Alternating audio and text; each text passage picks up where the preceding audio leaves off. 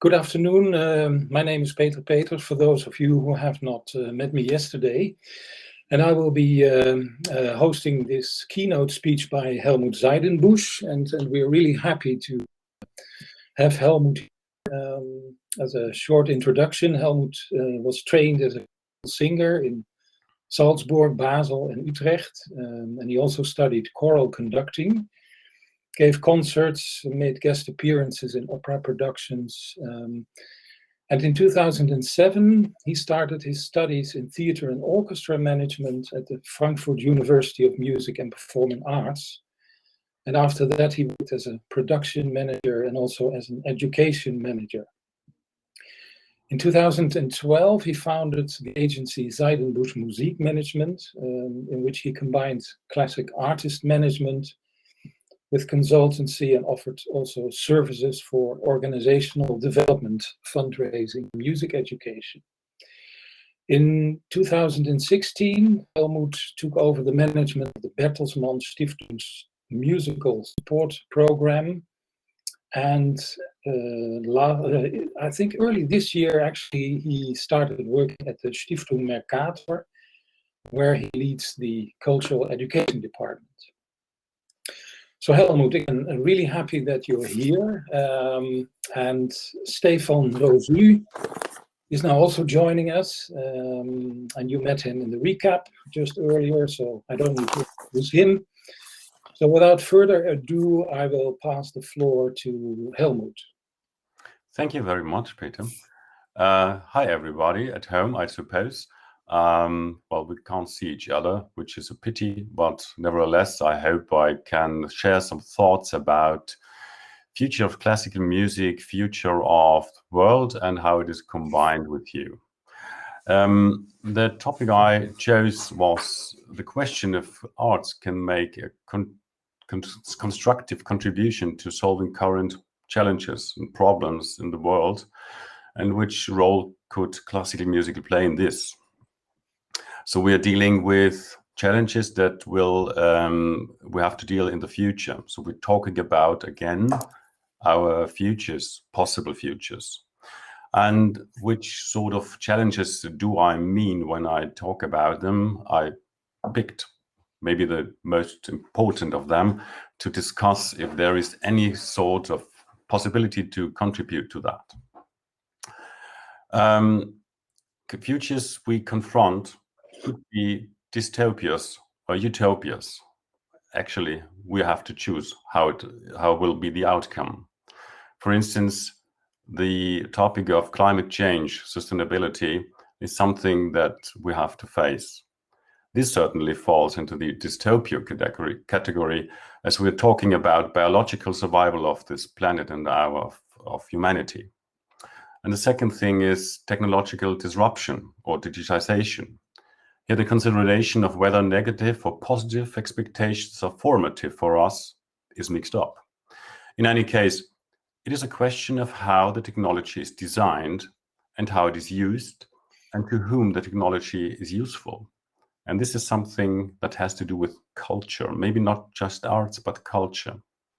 So again, the question, can arts solve the challenges that affect us globally and everyone? Or is it better to assume these are actually engineering achievements that can be processed with the right expertise? A catalog of measures, results from the recommendations of science are held by politics, and politics is in charge to make that change happen. Has it something to do with arts? Yesterday, we heard a keynote by Harro van Lente that was extremely inspiring for me about how the possible futures affect the present and how one can use techniques from the present and the past to interpolate possible futures and derive decisions in the present that can make certain future models more likely. The described self-fulfilling prophecy, we remember Moore's law, is the most extreme level of that. But where's the art and broken down our institutions that are also thematized here? Classical music and its carriers as orchestras and concerts and opera houses. Well, I think the last chart yesterday gave the order to address this. It meant when futures abound and shape the present, the future is too important to delegate to engineers and economics. Of course, it would now be possible as an artist or organizer to concentrate on the changed market situation if we talk about future or future we expect, and to construct defensive measures on the drawing board. This is also a market-oriented approach that is heavily oriented towards pop music, as we know. Just a few days ago, I saw a video on YouTube that presented the 20 most important inventions of music. However, there was no talk about arts, there was no talk about music, only about inventions of reproduction and distribution, like CD, LP, PC, Walkman, sorts of things. Number one on that list was the invention of music notation. But there too, it was all about the possibility of developing music rights and gain ownership.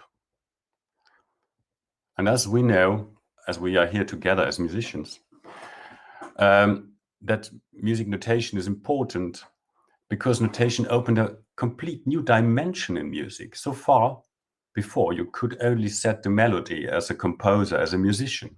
Only with the notation did the musicians gain control over polyphony, the harmony, and the potentiation of the possibilities of expression.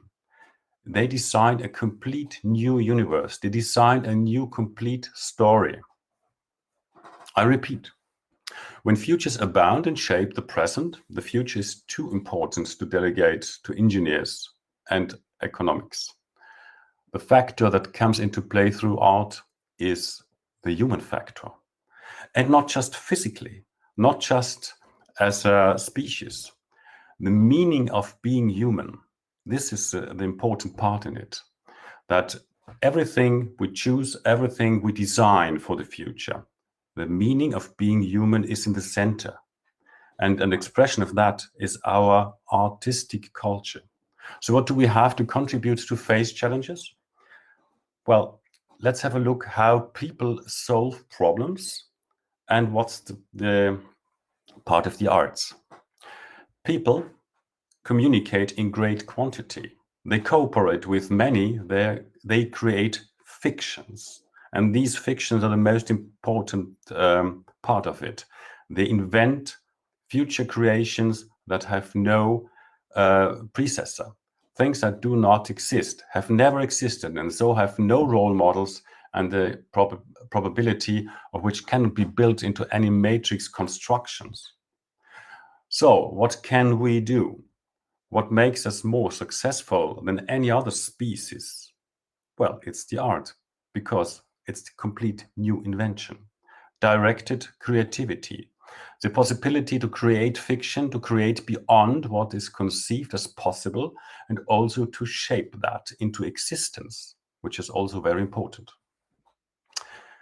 The most important challenge that we have to face at the moment is, I'm quite sure, the issue of climate change, sustainability, as our livelihoods are threatened.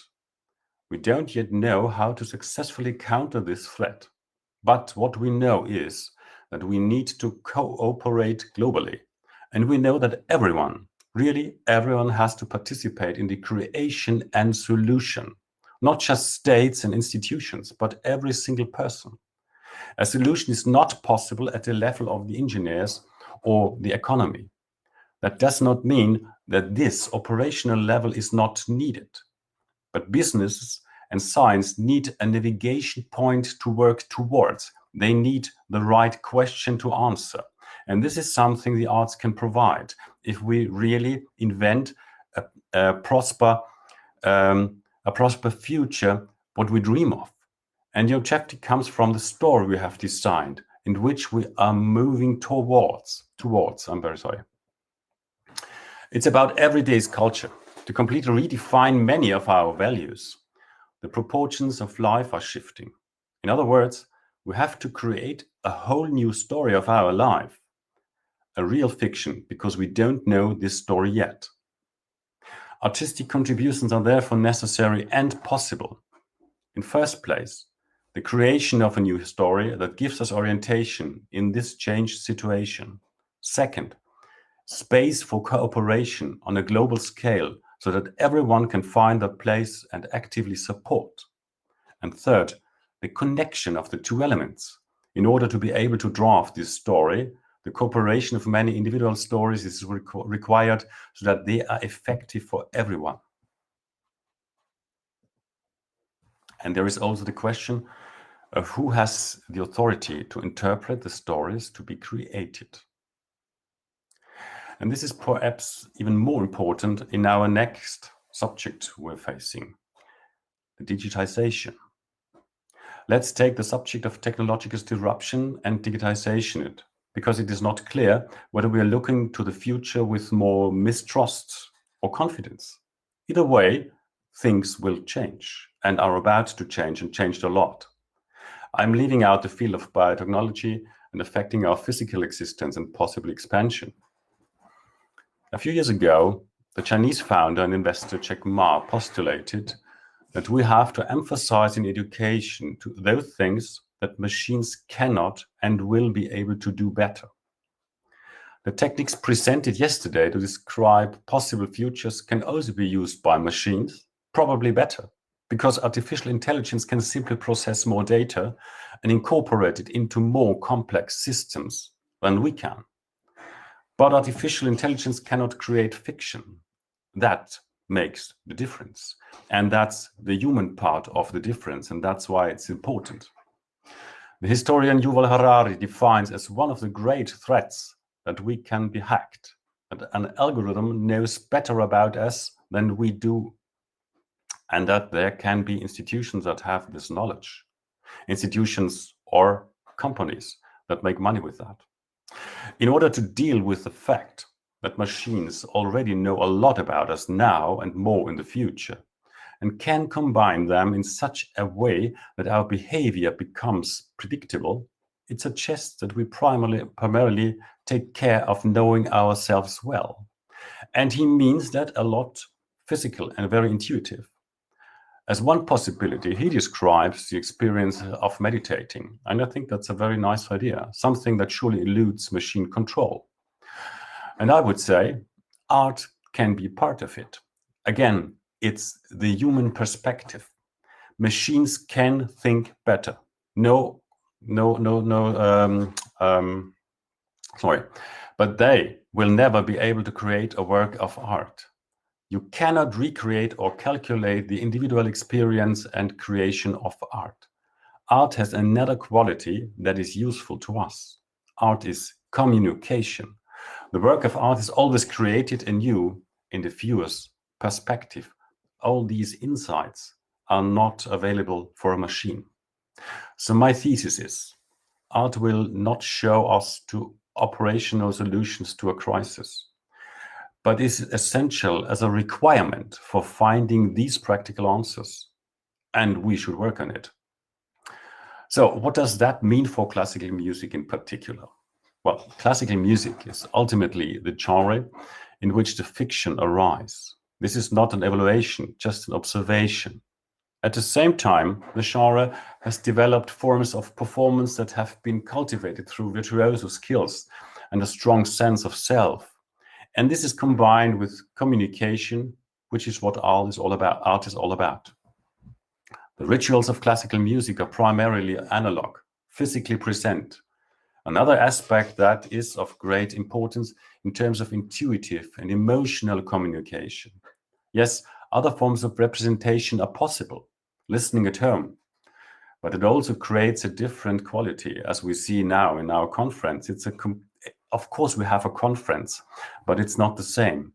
It's we are separated, and that makes something with us. It's a change. It's not the same story. We tell different stories if we're together or we are not. People play together, and others listen. That's the main story of our music and our classical music. And they do it without duplication and reinforcement. And that story is still a good story, but I think the story has to evolve and keep the center of quality. As an example, in Germany, There are still about 120 symphony orchestra of different sizes, in which around 10,000 players play professionally. And their story is, what more demonstrates the ability to cooperate than a symphony orchestra? Simultaneous expression of the most complex communicative structures and the repertoire. Shouldn't it be completely different now in the 21st century? Well, the repertoire has its function as well, with regards to quality standards, organizational skills, and of course the fact that there are still many listeners who really appreciate it. But the story needs to be developed. Society demands participation. Society asks whether the resources for these structures are well invested. Where is the relevance is the main question. Well, the relevance could now lie precisely in passing on these qualities, which I have described before, as indispensable in view of the challenges we face, to look outwards, to make the development qualities of communication, cooperation, and invention available to audiences and players and all that are connected with our form of culture, in the interests of those who participate. And this is, I think, a question of attitude now. Many orchestras, players, opera houses, institutions of the arts are still very much concerned with their own stories that apply just to themselves, are very focused on themselves.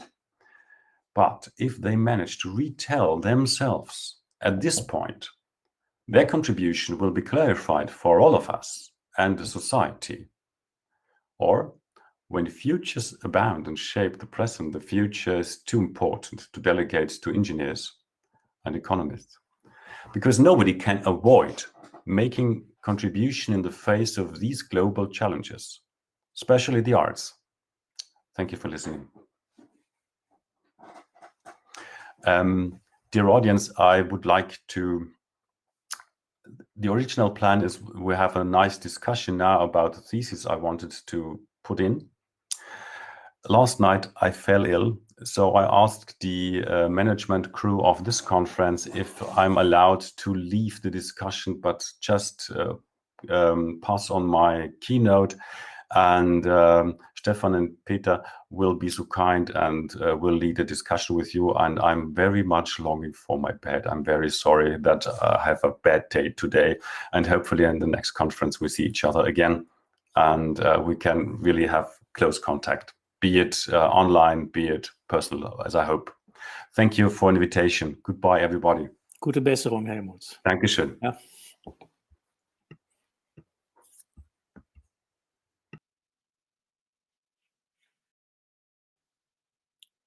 Peter, je moet je microfoon aanzetten. I will now continue the discussion. And of course, yeah, sorry to hear Helmut fell ill. But I'm happy that despite that, he was able to give his keynote, which was quite interesting, I thought. So first of all, if you have any questions, please ask them on the chat so we can read them. But maybe as a way of starting the question, Stefan, you listened to Helmut's presentation, the ideas that struck you most.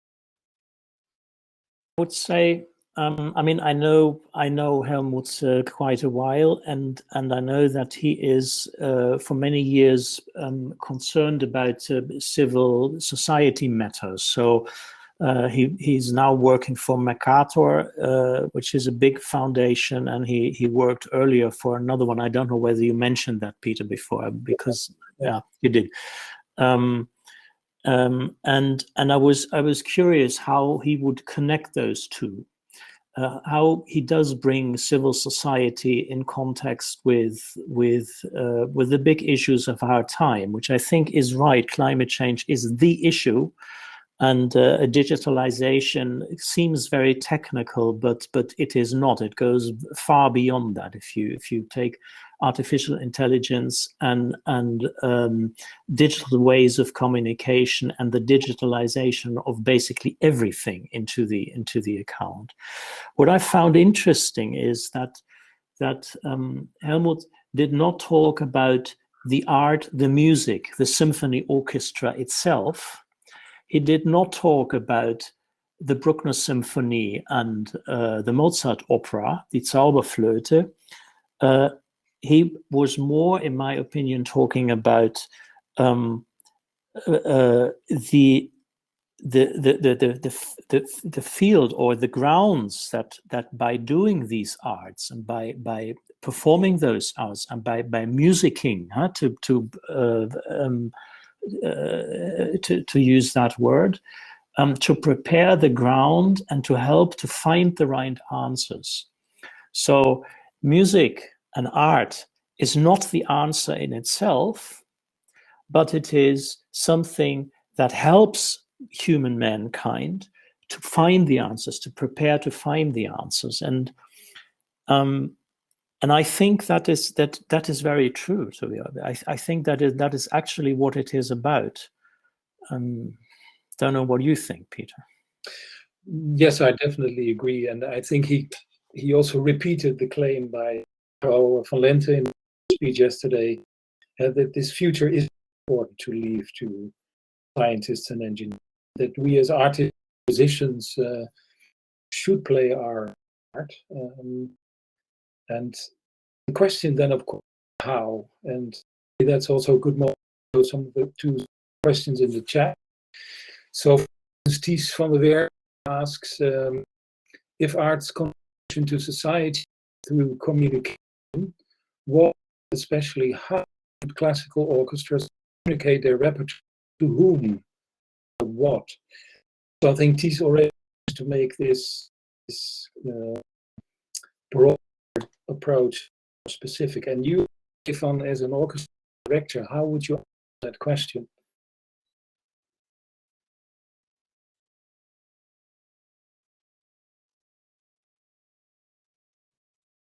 You have to, or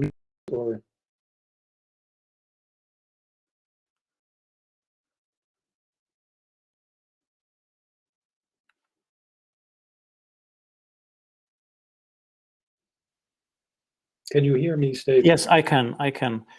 If art's contribution to society is through communication, what and especially how should classical orchestras communicate their repertoire? Well, I mean, that is the key question of our time. As an orchestra manager, I mean, I published a book a couple of years ago, and that was not to think about existing formats and not to think about existing products, but to develop new products and to base that on the core competencies which are present in an orchestra. And that is, if I now talk about Philharmonie Zuid-Nederland, exactly what we do. We try to be owner of that culture and to find ways to communicate what we find important about that culture that we live, the classical, the symphonic culture, to the different groups that are our audiences or users or students or young people in schools. And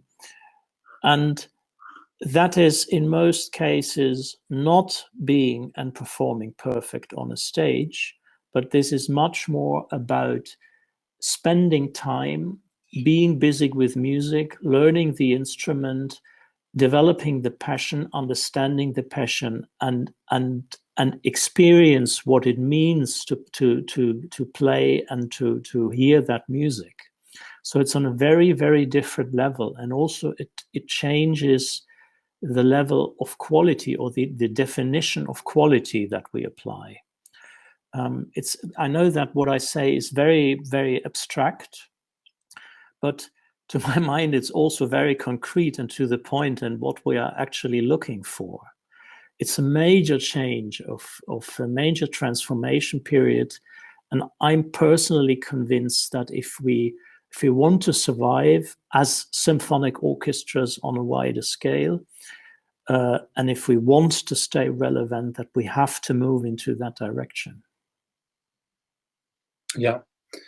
And by the way, I get a chat that I can be heard well. How's that now? Maybe to the page. If there's any problem, just join this. We can try to solve it. Pick out another question. If it's a question or a remark. Pits, I agree, Stefan, that in of discussions we're talking the process of making music rather than repertoire. I think that's probably the right emphasis, but it's easy to lose sight of the music itself. It's a reminder. If I may add to that, Peter, I think that in order to have a say, and if that people listen to you, you have to keep on playing that music, performing that music on a level of excellence. Otherwise, you don't have a standing, but it shouldn't be limited to that. I think that is the key to development, not throwing away what we have developed, but what we have developed, but to build further on that. Yeah. Rick, read his. I was wondering how you would think of the challenge of the have and the haves not future. Society is created for greater gaps. Considering that, as classical music has often been seen elitist, also become a topic of reflection. I mean, this is of course not directly related to climate change as such. It is definitely one of the challenges. Inequality of our times. How would you reflect on that, Stefan? I would say that we are far. That is. I mean, I wouldn't say that orchestras are elitist on these days. If I look to the situation in this country here in the Netherlands, there are many orchestras who try to be open for all kinds of levels, and it's no longer the rich, the well-educated, and those who have the right clothes to go to the concert. This is long ago. It still is branded in many ways as being something for the rich or for the well-educated, but as a matter of fact is not. If you look to film music, if you look to game music, it's sometimes quite complicated, complex music, which is embedded in a setting that it reaches all kinds of public. So I think, I mean, as Harold van Lente described how our description, our stories about the possible futures have an impact of what we do today. I would say the same is true of the past. If we repeat, continuously repeat the ideas that were true in the past, it also reflects or has an impact on what the present is. I think we should just let that go, this story about classical music and symphonic music being elitist. We should simply say it's a form of music that needs time. It needs time to sit down or stand or whatever and be quiet for a moment and listening, and the rest will happen for itself. And that is not elitist. Okay, well, I see in the chat that Agent Eve disagrees with you. She says that she thinks that orchestras are generally still seen as elitist by the average person, at least in the English-speaking world. Not so much as previously, but I still see a great deal in popular culture. So that's something to be discussed in a bill. I have another question from Esther Vinuela, which is more focusing on education. I will read it. It is said often that music a wide range of benefits. Music serves for all those purposes. The question is how we use it. Wouldn't it be necessary to train students on what purpose is and why they have moral responsibility as cultural agents? I find this a real interesting question, and it was, I think, discussed today, is how you teach and prepare musicians for their tasks as not just being but as better frames as cultural agents. And I think that's a really important issue about music education. And from your perspective in you have the sort of criteria that you have when, for instance, new musicians, you hope conservatories to even change? I mean, first of all, I would say that musicians who join the orchestra these days, the last 5 years that we accepted new music, young musicians for the orchestra, they already came with a different mindset, and that had much less to do with their education rather than the world having changed. I think if a young person today decides to become a classical musician and to try to join an orchestra and become a member of an orchestra, it is from the very beginning and from the very start pretty clear that you cannot be sure that you get there, and that besides your instrumental capacities, which have to be fantastic and really extraordinary, that you also have to be socially competent and have other competencies. And I see that our young musicians in the orchestras are ready to invest also those other capacities in the orchestra. Only in the traditional orchestra setting, there's no place and stage and setting to use it. So I think there is work to do on all fronts. It is in the orchestra itself to open up the field of activities and using the capacity of people and giving them the space to develop that other capacities further, and also from at the side of the educational institutions, so music high schools and conservatoria and music schools and what there is, to emphasize that there is more than just playing your instrument good, but that you also have to be an entrepreneur, that you also have to be able to sell yourself, to present yourself, that you maybe develop your capacities to talk in front of the public, whatever. Yeah. But what do you think, Peter? I mean, I'm in a situation that I answer the questions of others, but I mean, you're a very expert as well. Yes, I mean, I have to admit that as a researcher, I very much like asking questions. And again, can you hear me correctly? Because I, again, get the point that I'm difficult to follow, but I will continue.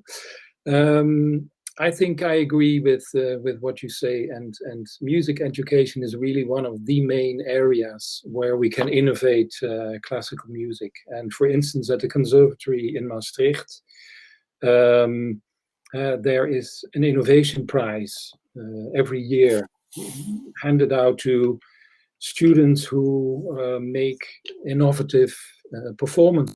And I think that prize is to introduce the issue of innovation in classical music in the conservatory community.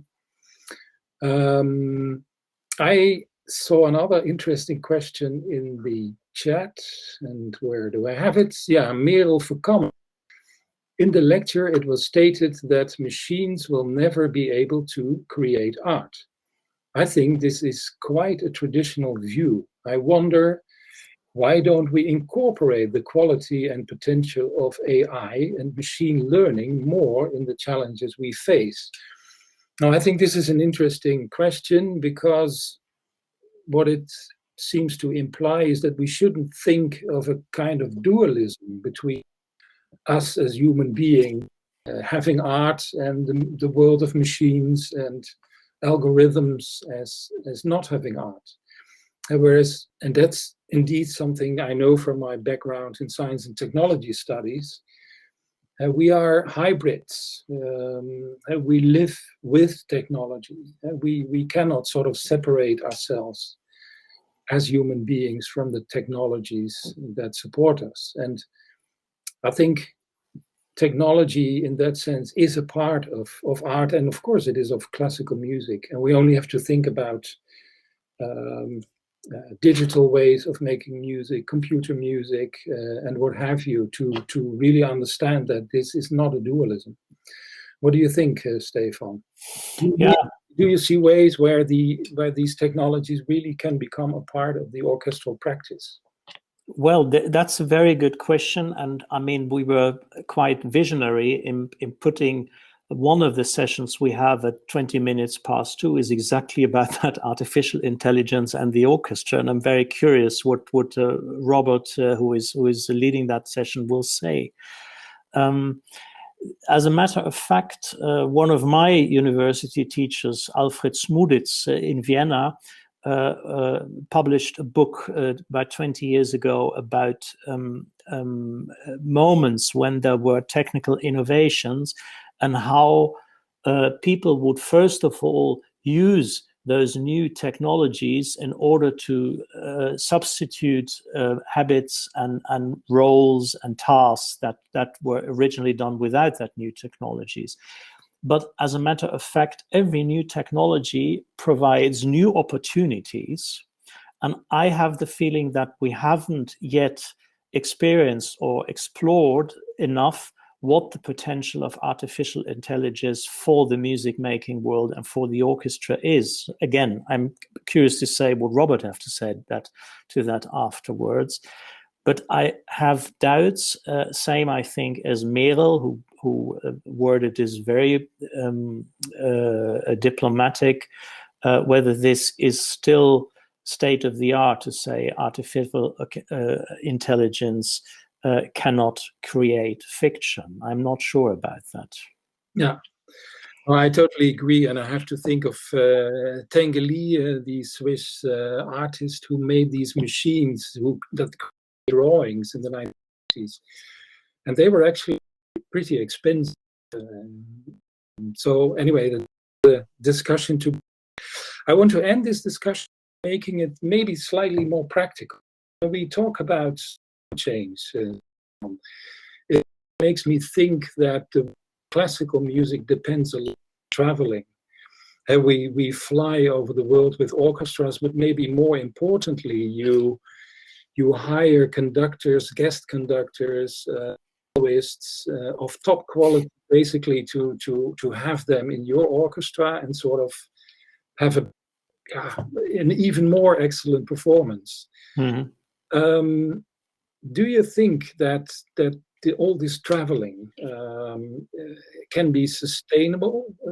And if not, what would that mean for programming? The interesting thing is, I mean, as a matter of fact, I think that orchestral travel will come to an end finally, because to move 100 people plus stuff plus instruments all around the world is just not sustainable. I mean, there's no question about that in my opinion. It's a totally different thing to say if you have one soloist, if you have one conductor who is traveling around, whether that can be done in a way that is still acceptable. But the Corona crisis has shown we were all in a situation that borders were difficult to cross, that you couldn't come from other continents and so forth. And all of a sudden, we found out that we can do very good concerts with the people we have next door, who simply, I would not say take the bike, but take their electric car or public transport, a train, to travel 200 miles and to be there and provide a wonderful concert.